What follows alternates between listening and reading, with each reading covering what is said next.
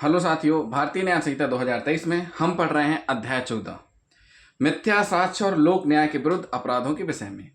आज हम पढ़ेंगे भारतीय न्याय संहिता यानी बीएनएस की धारा 243। क्या पढ़ेंगे? बीएनएस की धारा 243 जो कि आईपीसी की धारा 206 के समरूप है, 206 के समरूप है। संपत्ति को संपहरण किए जाने में या निष्पादन में अपगृहीत किए जाने से निवारित करने के लिए उसे कपटपूर्वक हटाना या छिपाना। क्या कह रही है धारा?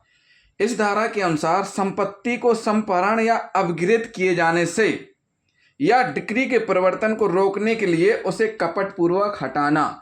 संपहरण का मतलब होता है अपगृहीत, अपगृहीत मतलब कब्जे में लेना। तो उसको कब्जे में लेने के पहले ही कपट पूर्वक उसको हटा दिया जाना इस धारा के अंतर्गत दंडनीय बताया गया है। इस धारा के अनुसार संपत्ति को संपहरण या अपगृहीत किए जाने से या डिक्री के परिवर्तन को रोकने के लिए उसे कपट पूर्वक हटाना या छिपाना अपराध है। डिक्री मतलब जब कोर्ट से डिक्री हासिल कर ली जाती है किसी पक्षकार के द्वारा तो उस संपत्ति पर उसका कब्जा हो जाता है। तो ऐसी स्थिति में उस डिक्री के परिवर्तन में मान लीजिए एक घर की डिक्री एक ए पक्षकार के पक्ष में हो गई तो लोक सेवक यानी जो प्रशासन है उसकी जिम्मेदारी रहेगी, जिसको भी न्यायालय आदेशित करे उसकी जिम्मेदारी रहेगी कि डिक्री का परिवर्तन करवाया जाए। मतलब डिक्री उसके पक्ष में हुई है तो उस चीज की संपत्ति उसको दिलाई जाए।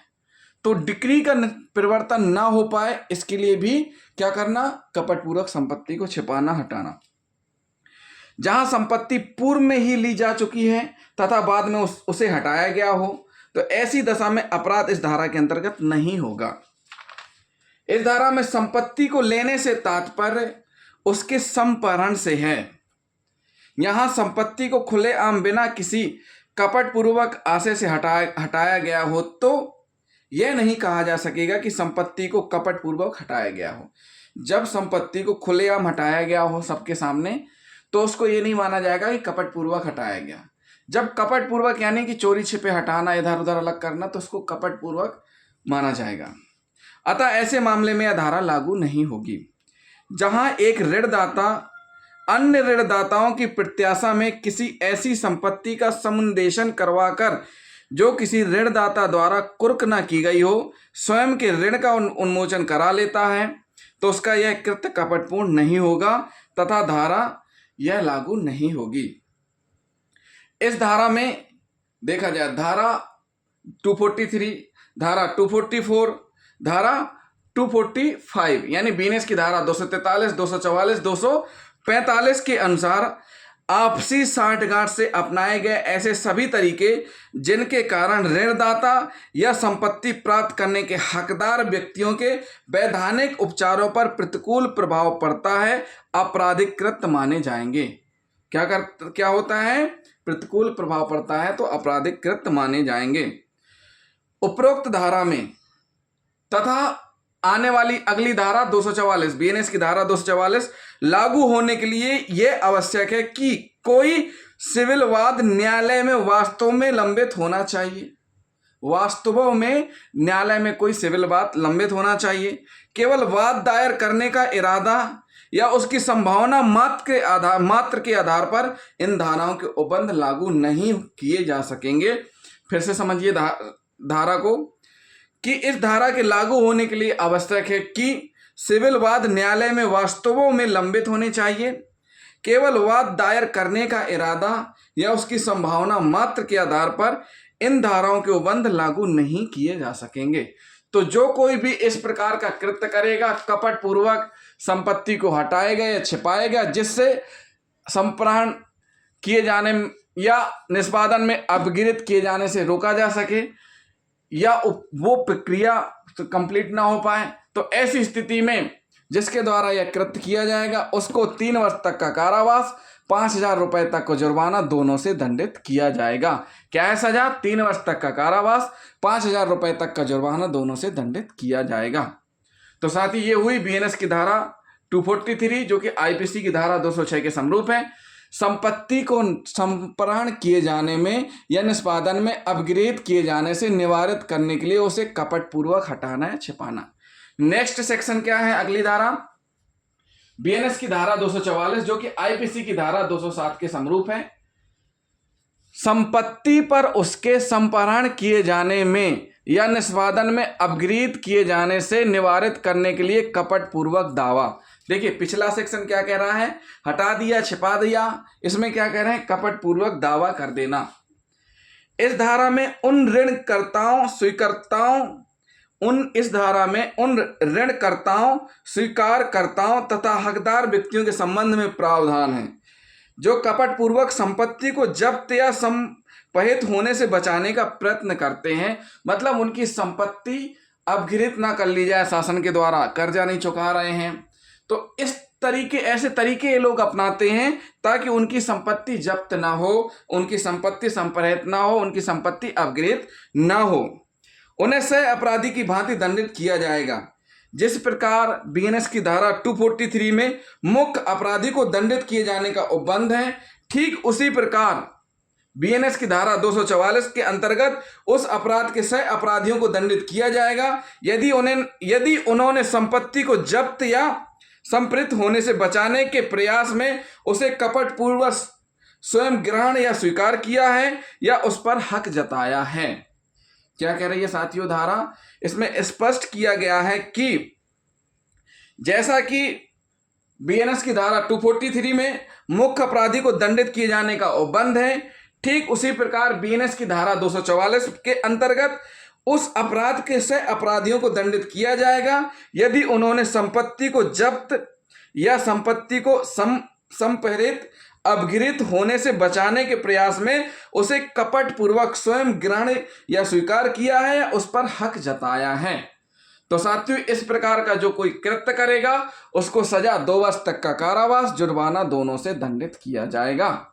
क्या किया जाएगा, 2 वर्ष तक का कारावास, जुर्माना दोनों से दंडित किया जाएगा। अगली धारा है बीएनएस की धारा 245। क्या है, बीएनएस की धारा 245 जो कि आईपीसी की धारा 208 के समरूप है। ऐसी राशि के लिए जो शोध नहीं है कपटपूर्वक डिक्री होने देना सहन करना। साथियों यह धारा क्या कह रही है, इस धारा के अंतर्गत ऐसी राशि के लिए जो शोध ना हो जो वापस नहीं मिलती, शोध ना हो, कपटपूर्वक डिक्री पारित होने देना अपराध माना गया है। इस धारा का मुख्य उद्देश्य ऐसे व्यक्ति को दंडित करना है जो किसी ऐसे प्रतिवादी की जिसका कि वह भविष्य में कर्जदार हो सकता है संपत्ति प्राप्त करने के आशय से उसके विरुद्ध झूठे कल्पित हक का वाद लाता है।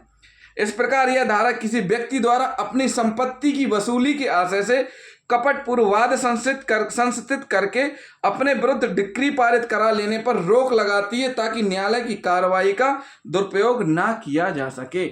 इसमें स्पष्ट कर दिया गया है कि न्यायालय की कार्रवाई का दुरुपयोग करने से बचाने के लिए यह धारा बनी हुई है। अगर इस प्रकार का कोई कृत्य करता है तो उसको 2 वर्ष तक का कारावास, जुर्माना दोनों से दंडित किया जाएगा। दोष सिद्ध होने पर क्या किया जाएगा, दोष सिद्ध होने पर दंडित किया जाएगा। नेक्स्ट सेक्शन है बीएनएस की धारा 246 जो कि आईपीसी की धारा 209 के समरूप है। बेईमानी से न्यायालय में मिथ्या दावा करना। क्या कह रही है धारा, बेईमानी से न्यायालय में मिथ्या दावा करना। इस धारा के अनुसार न्यायालय में झूठे तथा कपटपूर्ण हक के लिए बेईमानी पूर्वक याचना करना दंडनीय अपराध है।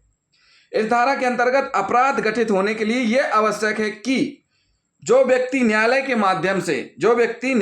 माध्यम से किसी हक की याचना कर रहा है उसे यह ज्ञात हो कि उसका हक न केवल झूठा है अपितु कपटपूर्ण भी है, जिससे किसी व्यक्ति को सदोष हानि या सदोष लाभ कारित होना संभावित हो। इस प्रकार इस धारा में न्यायालय में बेईमानी पूर्वक झूठे हक की याचना करने वाले व्यक्ति को दंडित किए जाने की व्यवस्था है। जैसे ही अभियुक्त द्वारा कपटपूर्ण आशय से इस हेतु वाद संसित किया जाता है तो बीएनएस की धारा 246 के अधीन अपराध पूर्ण हो जाता है। यदि कोई व्यक्ति किसी ऐसी डिक्री के निष्पादन हेतु आवेदन करता है जिसका पूर्व में निष्पादन हो चुका है तो उसे इस कृत्य के अगली धारा यानी बीएनएस की धारा 247 के अधीन दंडित किया जाएगा। क्या किया जाएगा? बीएनएस की धारा 247 के अधीन दंडित किया जाएगा। तो इस प्रकार का कृत्य जो कोई जानते हुए करता है कपटपूर्वक, तो उसको सजा दी जाएगी 2 वर्ष तक का कारावास, जुर्माना दोनों से दंडित किया जाएगा। अगली धारा क्या है? बीएनएस की धारा 247 अगली धारा है, जो कि आईपीसी की धारा 210 के समरूप है। ऐसी राशि के लिए जो शोध नहीं है, कपटपूर्वक डिक्री अभिप्राप्त करना।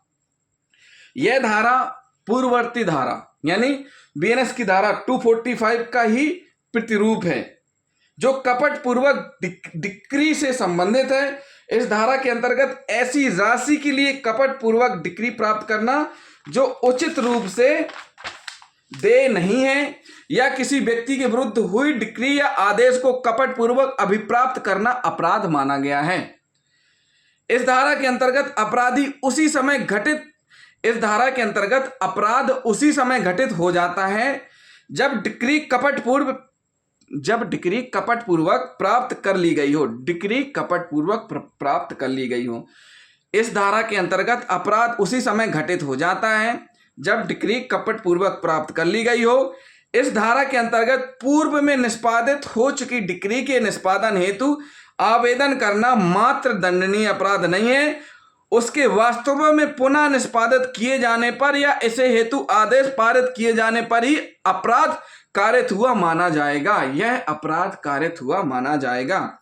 जहां कपटपूर्वक किसी निष्पादित डिक्री के निष्पादन हेतु आवेदन किया गया हो तथा इस हेतु आदेश पारित किए जा चुके हों, लेकिन डिक्रीधारी डिक्री का निष्पादन कराने का इच्छुक नहीं है और इस हेतु किया गया अपना आवेदन निरस्त करा लेता है, तो उसे इस धारा के अंतर्गत अपराध के लिए सिद्ध दोष नहीं किया जाएगा।